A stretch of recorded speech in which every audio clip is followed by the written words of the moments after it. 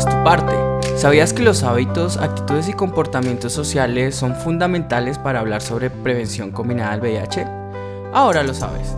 Conocer cómo estos comportamientos sociales interactúan contigo y las formas como tomas decisiones sobre tu vida te permitirá disfrutar de una sexualidad plena y placentera. Haz tu parte. Hoy escuchamos el enfoque comportamental de la prevención combinada, presentado por Karen Daniela Micán y José Peña. Hola, bienvenidas, bienvenidos y bienvenides a Haz tu parte al aire, un espacio sonoro del Fondo de Población de las Naciones Unidas UNFPA, creado en el marco del Proyecto Interagencial de Prevención Combinada para VIH Haz tu parte. Infórmate, fórmate y vive. ¿Qué es el enfoque comportamental de la prevención combinada? ¿Cuál es su importancia en la respuesta al VIH y de qué manera podemos hacer parte?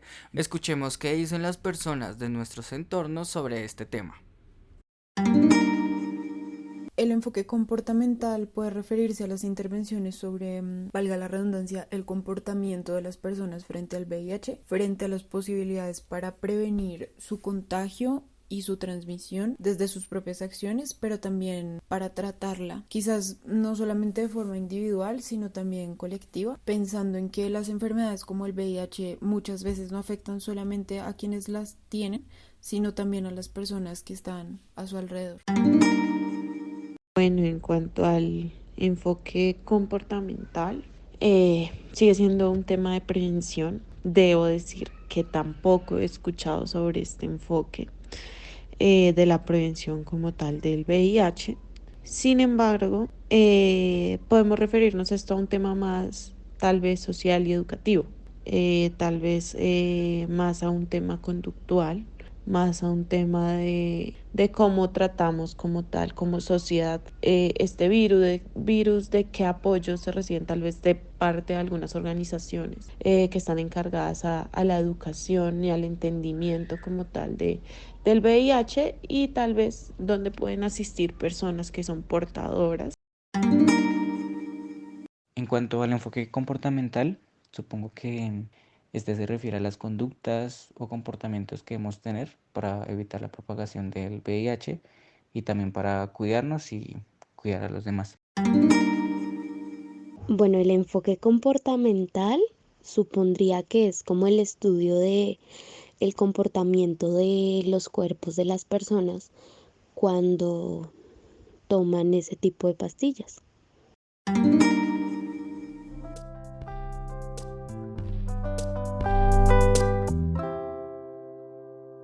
Bueno, José, y ya escuchando qué saben las personas sobre el enfoque comportamental, entremos en materia y contemos a qué se refiere este enfoque en la prevención combinada del VIH. Resulta que el enfoque comportamental trabaja por generar espacios donde se puedan analizar y reflexionar sobre la importancia de las prácticas y comportamientos tanto individuales como sociales, y también de cómo estos influyen y determinan aspectos que están directamente relacionados con la salud sexual y reproductiva de todas las personas. En este sentido, pues el enfoque comportamental es clave en la prevención combinada porque nos permite integrar de manera articulada acciones biomédicas y estructurales relacionadas con la prevención del VIH. Claro que sí, Karen. Yo siento que identificar estos comportamientos nos permite plantear estrategias enfocadas a poblaciones más vulnerables y con alto riesgo de adquirir la infección por VIH. Dentro de las estrategias más aplicadas por el enfoque comportamental están aquellas que se relacionan con la promoción de estilos de vida saludable y que utilizan los medios masivos de comunicación como su principal medio de difusión. La educación integral en la sexualidad dentro y fuera de los contextos escolares. En todas estas estrategias de intervención individuales y colectivas, la educación y la pedagogía son fundamentales, Karen. Pues es a través de ellas que las personas que reconocen las realidades que se quieren transformar y cambiar contribuyen a generar estilos de vida saludables, acciones que van encaminadas a la promoción de la salud y de la prevención de las ITS y el VIH. Claro que sí, José, y ya que hablamos de salud sexual y salud reproductiva, es importante que tengamos presente qué es eso de la sexualidad. Y debemos decir que este es un aspecto central del ser humano y que está presente a lo largo de toda nuestra vida, ya que abarca el sexo, las identidades y expresiones de género, la orientación sexual, el erotismo, el placer, la intimidad y la reproducción. En este sentido, también la sexualidad se siente y se expresa a través de pensamientos, fantasías, deseos, creencias, actitudes, valores, comportamientos, prácticas, roles y relaciones. Y está influida por la interacción de diferentes factores, bien sean biológicos, psicológicos, sociales, económicos, políticos, culturales, éticos, legales, históricos, religiosos y espirituales. De manera que educar en sexualidad es clave en la promoción de la salud sexual y, claro, en la prevención de cualquier ITS, incluyendo el VIH. En relación a esto, debemos decir que los medios de comunicación tienen una fuerte influencia en la forma como percibimos la realidad, así como en la construcción de representaciones sociales e imaginarios que tenemos alrededor de la sexualidad. Es por esto que consideramos muy importante abordar la influencia de los medios de comunicación en el enfoque comportamental de la prevención combinada del VIH. Para abordar a detalle este tema y comprender la importancia de los medios de comunicación en el cambio social, escuchemos la conversación que tuvimos con María Mercedes Acosta, directora editorial de Sentido. Hola, ¿qué tal amigos, amigas y amigues de Haz tu parte al aire? El día de hoy nos encontramos con María Mercedes Acosta, comunicadora social y periodista de la Universidad de La Sabana, Colombia, magíster en periodismo digital de la Universidad de Alcalá de España. Ha trabajado entre otros medios en revista Diners, Editorial Televisa Colombia y revista Semana. Es actualmente editora general de Sentido. María Mercedes, bienvenida y cuéntanos de qué se trata Sentido. Hola José, muchas gracias por la invitación y es un gusto estar acá hoy. Bueno, Sentido es una organización especializada en aportar conocimiento en género, diversidad sexual y cambio social. Nos enfocamos, digamos, en este objetivo porque consideramos que es un aspecto clave para disminuir el desconocimiento que existe sobre estos temas y que es la causa principal del miedo y de los prejuicios que conducen a las desigualdades, las discriminaciones y los señalamientos que vemos a diario. Para esto tenemos 3 líneas de acción: una periodística donde investigamos y creamos nuestros propios contenidos que distribuimos en nuestras redes sociales, WhatsApp y página web.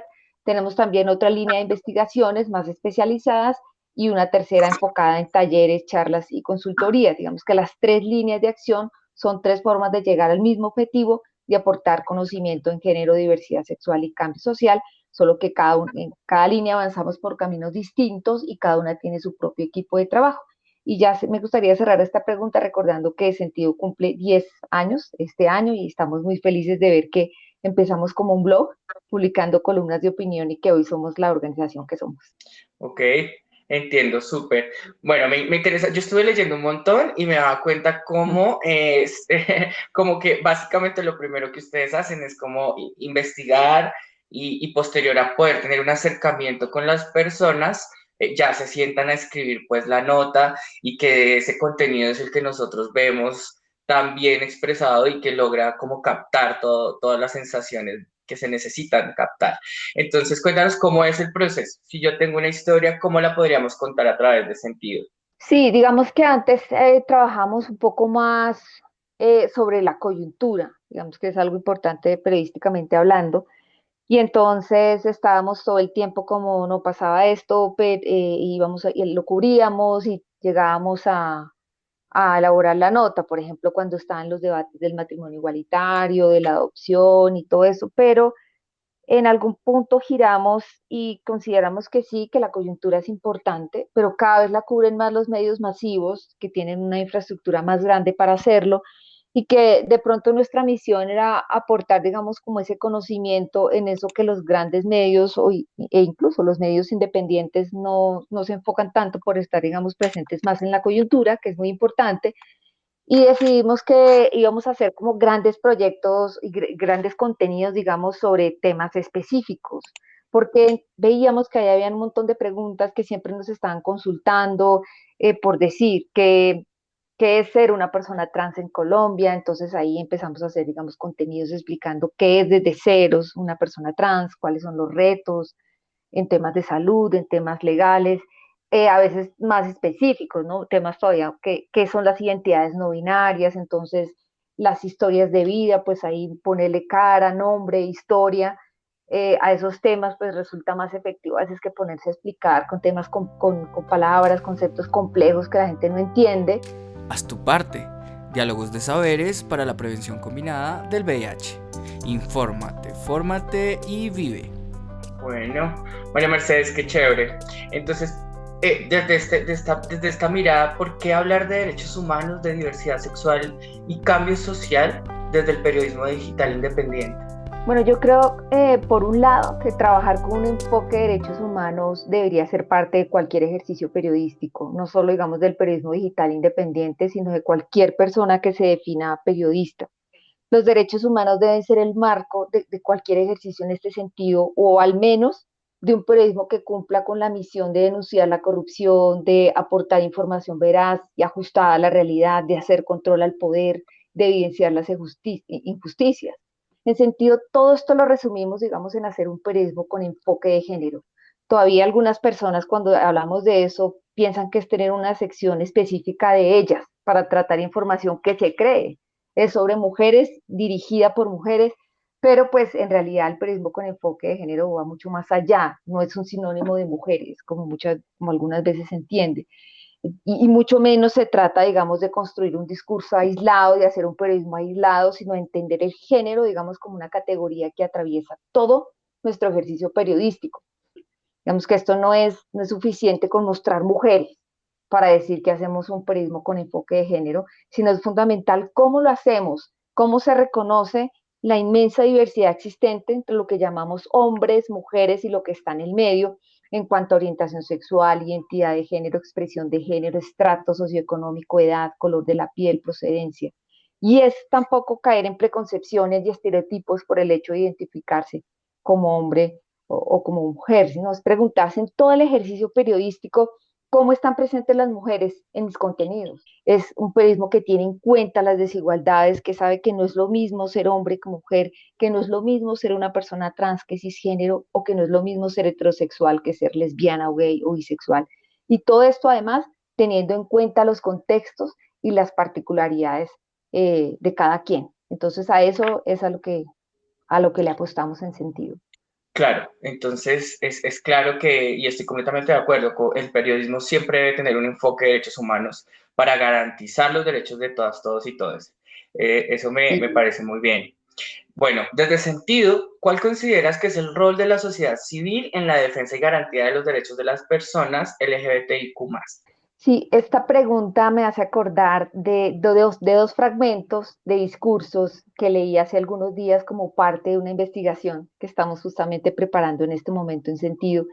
Y el primero, se los voy a leer, es un fragmento de las palabras que dijo Martin Luther King en su carta desde la cárcel en 1963, que dice lo siguiente: el principal escollo para los negros en su camino hacia la libertad no son los concejales de los ciudadanos blancos ni los miembros del Ku Klux Klan, sino los moderados blancos, más devotos del orden que de la justicia, los que dicen constantemente, estoy de acuerdo con ustedes en las metas que persiguen, pero no puedo estar de acuerdo con sus métodos de acción. La comprensión superficial de las personas de buena voluntad resulta más frustrante que la incomprensión absoluta de las personas malintencionadas. La tibia aceptación resulta mucho más desconcertante que el rechazo sin paliativos.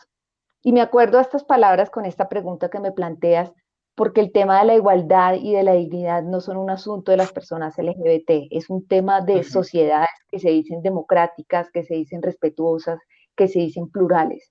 Y acá justamente me gustaría recordar una parte del discurso del político y activista norteamericano Harvey Milk en San Diego en 1978, que dice, lo único que piden es esperanza y hay que darles esperanza.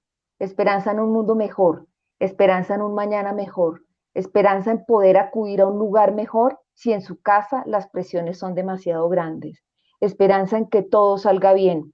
Sin esperanza, no solo los gays, sino también las personas negras, los mayores, las personas con discapacidad, los nosotros, se rendirán. Y si ustedes contribuyen a elegir a más personas homosexuales para más cargos, eso es una luz verde para todos los que no se sienten representados, una luz verde para dar un paso al frente. Significa esperanza para una nación que se ha rendido, porque si una persona homosexual lo consigue, las puertas están abiertas para todo el mundo. Ese nosotros, digamos que Harvey Milk utiliza, a mí me parece crucial, porque justamente yo creo que la igualdad, la justicia, la dignidad no son un tema de ellos versus un nosotros, sino de toda la ciudadanía.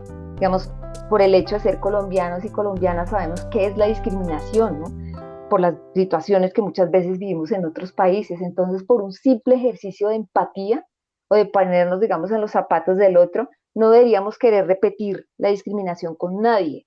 Yo siempre recuerdo como que muchos sectores evangélicos saben qué es la discriminación cuando Colombia era un estado confesional antes de la Constitución de 1991 y la religión católica era la oficial. Entonces, digamos, ahora que está establecida la pluralidad y la libertad religiosa, pues estos sectores no deberían repetir con otras poblaciones discriminadas lo que saben que es ya la discriminación. Entonces, para cerrar esta pregunta, solo me gustaría reiterar que trabajar por la igualdad, por igual dignidad de todos los seres humanos, por la libertad y el respeto es un asunto de toda la ciudadanía. Cada quien desde el lugar en el que está puede aportar y yo de eso no tengo la menor duda. Entonces, sería mi cierre. Sí, es completamente cierto. Y me haces como llevar a la pregunta que no estaba en el esquema preparada, pero te la voy a hacer. Entonces, el llamado de los grandes filósofos y maestros como Paulo Freire en su teoría de la transformación cultural, desde el reconocimiento de cada actor social y sus particularidades, hemos aprendido que el reconocimiento de nuestros comportamientos estará un poco medidos y estructurados, no por decir impuestos desde un enfoque binario que no acepta diferencias. ¿Cómo ha sido para el ejercicio del periodismo digital incluir o transformar el lenguaje tradicional establecido a un lenguaje incluyente para todas, todos y todes? Es decir, la inclusión del todes en la forma de escribir y de hacer periodismo actual. Sí, todo un reto, te lo podría definir, porque digamos que cuando uno hace un periodismo abiertamente con enfoque de derechos humanos, que me parece a mí que debe ser cualquier periodismo, digamos, es el lado correcto de ejercer este oficio. Inmediatamente lo que pasa siempre son los calificativos no, pero eso es activismo, eso es un periodismo militante, digamos, tratando de desvirtuar un ejercicio que contempla la diversidad existente en la realidad. Es simplemente, o sea, utilizar un lenguaje incluyente es reconocer que existen las mujeres y que existen las personas no binarias. Es así de sencillo, es simplemente eso, pero para un periodismo tradicional que también está marcado por una mirada un poco más tradicional del mundo, que está ejercida, digamos, por personas que tienen esa mirada, pues es siempre el calificativo que sale, es ese, como tratando de desvirtuar un poco el ejercicio que se hace. Y yo creo que esto en parte, digamos, refleja un poco el desconocimiento de qué es el activismo, digamos, para el que mucha gente solo reduce a temas de plantones, protestas, manifestaciones, que es importante, pero no es lo único. Y además a veces se reduce a gente apasionada por una causa como sin mayor conocimiento, sin mayor argumentación, sin mayores investigaciones de fondo que sustentan esa causa. Entonces, pero pues el activismo proviene de la idea de movilizarse, de actuar, de emprender acciones organizadas para lograr una mejora en la sociedad, normalmente en áreas de interés general, ¿no? Como medio ambiente, corrupción, derechos humanos. Entonces, sí, las personas que salen a protestar, digamos que son la faceta más visible, pues es una de las tantas modalidades de activismo, pero también hay investigaciones, críticas, estudios, cifras, datos verificados que soportan todas estas causas. Entonces yo creo que, en otras palabras, buena parte del buen periodismo y del activismo comparten entre sus objetivos, vamos a, ¿no?, denunciar la corrupción, aportar información veraz, hacer control al poder y evidenciar las injusticias. Entonces, muchas veces el periodismo se alimenta del activismo, digamos, de las investigaciones producidas en el activismo, y el activismo a su vez se vale el periodismo para hacer visibles sus causas. Entonces, pues para mí no es ningún insulto ni nada cuando tratan, digamos, de señalar que ese no es un periodismo serio, que incluir a las personas y llamarlas por la manera en que mejor se sienten, pues yo creo que es el camino correcto de cualquier ejercicio periodístico. Está muy bien. Vamos a pasar a la siguiente pregunta. ¿Qué deberías tener en cuenta a la hora de hablar de prevención combinada del VIH a través del periodismo digital? Sí, yo creo que acá lo primero que me gustaría decir es que uno, como en cualquier tema, si va a cubrir este tema, tiene que documentarse, prepararse para abordarlo de una manera precisa. O sea, si yo, digamos, voy a hacer un especial de identidades no binarias, pues tengo que conocer un poquito de qué se trata el tema y ya después y preparar unas preguntas y documentarme un poco para abordarlo. En general, digamos, cuando tratamos temas de diversidad sexual y género, pues lo mínimo, saber qué es orientación sexual, qué es identidad de género y eso. Acá pues en sentido, valga la pena, digamos, reconocerlo, nos falta todavía cubrir más la prevención de VIH, es algo que queremos hacer, aún estamos mirando cómo hacerlo porque queremos siempre mantener nuestro estilo y nuestras narrativas, pero es un tema que nos parece más que pertinente. Pero retomando la pregunta, yo creo que en este tema todavía persisten las generalizaciones, como los miedos, esas creencias y no la información verificada. Hace un año más o menos entrevistaba a un hombre gay que vive con VIH y recuerdo que él me decía que muchas veces la gente parte de la base de que él vive con VIH por ser un hombre homosexual, porque su orientación sexual todavía está asociada estereotipadamente con promiscuidad y me decía que mucha gente se sorprendía cuando él decía, no, yo vivo con VIH por una transfusión de sangre durante una cirugía común y corriente que tuvo que realizarse, que la gente se sorprendía porque inmediatamente asociaban lo uno con lo otro. Entonces yo creo que una cosa que vemos muchas veces es que la sociedad en general, ya no digo solamente en los medios de comunicación, se habla muchas veces de VIH y de SIDA como digamos si fueran sinónimos. Y pues como sabemos, el VIH es el virus que puede provocar el SIDA, la etapa digamos ya avanzada de la infección causada por el VIH que puede ocurrir o no. Y que en todo caso no hay una enfermedad llamada SIDA, sino que este es un síndrome que causa la disminución de las defensas del cuerpo, lo que permite que este sea susceptible a varias enfermedades. Ahora, otra cosa que también vemos frecuente es que se habla de que el VIH se contagia y no se transmite. Nace y crece, digamos, se reproduce dentro del cuerpo, sobrevive muy pocos minutos fuera de él, lo que hace prácticamente, digamos, imposible una infección desde el medio ambiente, requiere pues de la vía, una vía específica como tanto se ha explicado, como la sangre o fluidos genitales para la transmisión, pero es algo que todavía vemos en los medios. Ahora, algo que también vemos y que pasa mucho también con los temas de diversidad sexual y de género, es que particularmente en junio, que es el mes del orgullo, empiezan todos los medios a sacar especiales y entonces la bandera de arcoíris y todo eso, y ahí se concentran, pum, todos los contenidos y pasa julio y pum, y esto pasa también con el tema del VIH, ¿no? Donde el 1 de diciembre ese, que es el Día Mundial en respuesta al VIH, es cuando especialmente se concentran todos los contenidos sobre el tema y pues ya pasa la fecha y entonces pues sería como, yo creo que es una recomendación en general a los medios es que de tanto de un tema, tanto del tema de diversidad sexual como de VIH se estén publicando contenidos frecuentemente durante todo el año con distintos ángulos, con distintas miradas para que el tema siempre esté presente. Yo creo que otro punto clave que se conecta con lo que hablábamos antes es que no hay grupos de riesgo, sino comportamientos riesgosos. Digamos, formar parte de un cierto grupo de población no es un factor decisivo de transmisión de VIH, mientras que sí lo es un comportamiento, digamos, como no utilizar preservativos en las relaciones sexuales, ¿no? Entonces, eso también es importante y entender que el VIH afecta a personas de todas las condiciones económicas y sociales. Yo creo que otro tema que también vemos como con frecuencia es que todavía está muy asociada VIH y muerte. Se habla menos de prevención, diagnóstico y ahora del indetectable e intransmisible. De esto se habla todavía menos. Y también algo que pasa y que también me hace pensar en los temas de diversidad sexual y de género es que siempre se suele decir que una persona confesó su diagnóstico, así como confesó su orientación sexual o identidad de género, pero ni lo uno ni lo otro se confiesan como si se tratara de un delito. Simplemente alguien Total. comunicó, compartió, contó o dio a conocer que es positivo o cuál es su orientación sexual o su identidad de género, ¿no? Y yo creo que para cerrar esta pregunta, yo diría que también es importante eh, no enfocarse tanto en el miedo, sino que la información también preste un servicio. Yo creo que la información ahora más apreciada en cualquier área es esta, que nos resulte útil. Entonces, digamos, además de las voces de las personas con VIH, de especialistas. Súper clave, por ejemplo, incluir y actualizar guías de servicios para la gente sepa dónde consultar, dónde pedir ayuda, dónde demandar el cumplimiento de los derechos vulnerados. Creo que por ahí, por ahora lo dejaría ahí. Haz tu parte. Diálogos de saberes para la prevención combinada del VIH. Infórmate, fórmate y vive.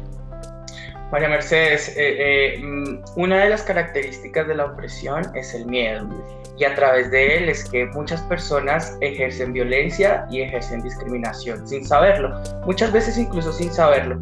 Entonces, para finalizar, quisiera que nos contaras o me dijeras qué recomendaciones o qué le dirías a los jóvenes y a todas estas personas que nos escuchan de pronto en este espacio y están trabajando en apostarle al periodismo digital. Bueno, algo que me gustaría compartir y que resalto siempre en las clases que doy de periodismo emprendedor es que la mayoría de nuevos medios independientes están transformando la manera en que se hace periodismo, porque están inspirando también a la ciudadanía a pasar a la acción. A mí me gusta mucho ver cómo muchos de estos emprendimientos periodísticos son generadores de cambio, promueven mejores leyes, promueven el respeto por los derechos humanos, denuncian la discriminación, exponen la corrupción, el abuso de poder. Eso me parece fundamental. Algo que también estamos viendo y que ojalá todas las nuevas propuestas periodísticas que vengan lo continúen haciendo, es seguir cubriendo poblaciones que han sido más relegadas, que han tenido mucha menos voz y presencia en los medios de comunicación y que sigan abordando de frente con información confiable, con datos, con historias, esos temas que antes se consideraban tabú. También me parece clave que valores como, digamos, la dignidad, la pluralidad, la igualdad y la libertad no solo estén presentes en las vidas de las periodistas como seres humanos, sino en sus salas de redacción o en los espacios de creación de contenidos.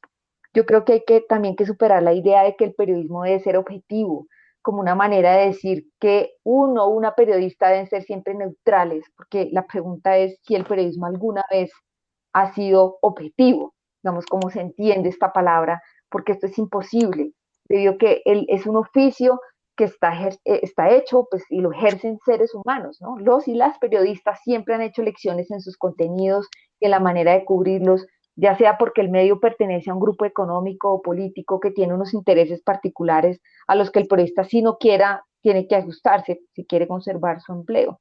Pero también porque los y las periodistas se comportan como el resto de la ciudadanía, digamos, permeados por su visión de mundo y tomando con base en esta muchas decisiones. Así, con base en esa visión de mundo, eligen unos temas sobre otros, unas fuentes sobre otras, unos datos sobre otros, unas imágenes sobre otras. Entonces, esa persona que hace esas elecciones tiene una forma de ver el mundo, unos intereses, unas creencias, unos prejuicios, unos vacíos, unas fortalezas, un contexto que intervienen en cada una de las decisiones sin darse cuenta, porque muchas de esas elecciones también son de manera inconsciente. Entonces, yo creo que más de objetividad me parecería muy chévere que estas nuevas generaciones de medios hablen más de transparencia, que eso permite construir confianza. Transparencia en el periodismo significa reconocer cuando uno se equivoca, evidenciar las emociones, avisar cuando se hacen correcciones, responder las dudas. Es que la gente sepa cómo se financia mi medio, es saber quién está detrás de mi medio, es rectificar si me equivoqué, es informar si mi medio tiene algún interés político, económico, personal. Es, es decir, este hecho es discriminatorio y no presuntamente discriminatorio, sino que hay que evidenciar por qué es discriminatorio y sustentarlo con datos, con fuentes confiables, pero es discriminatorio.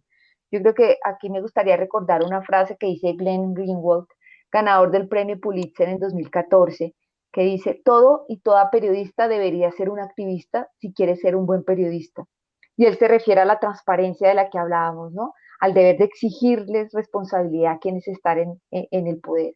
Yo creo que por último, yo creo que es bueno tener presente que los nuevos medios digitales, independientes, en su mayoría digitales, son una especie de laboratorios de experimentación en donde constantemente están inventando, reinventando en todas las áreas de la organización y saben que están en un mundo de ensayo y error y eso es chévere, porque le da a uno la posibilidad de crear, de hacer cosas distintas.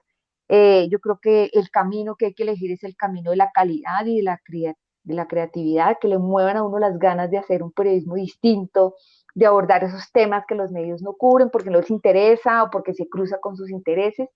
Y para cerrar, de pronto, pensar mucho en el trabajo colaborativo, pues es multiplicar el impacto, fundamentalmente. María Mercedes, hemos estado muy contentos de que estuvieras hoy dándonos esa voz desde el periodismo digital, el periodismo independiente, y te exhortamos a que sigas y que sigan creciendo y que nos sigan trayendo unos contenidos tan enfocados en los derechos humanos que son muy importantes, como lo venías diciendo. Muchísimas gracias por haber estado con nosotros. Desde el UNFPA y para el equipo de Haz tu Parte, es fundamental haber contado contigo hoy. Muchísimas gracias. Muchísimas gracias a ustedes por la invitación y bueno, Sentido siempre disponible para responder todas las preguntas y todas las inquietudes que tengan ustedes y las personas que nos escuchen.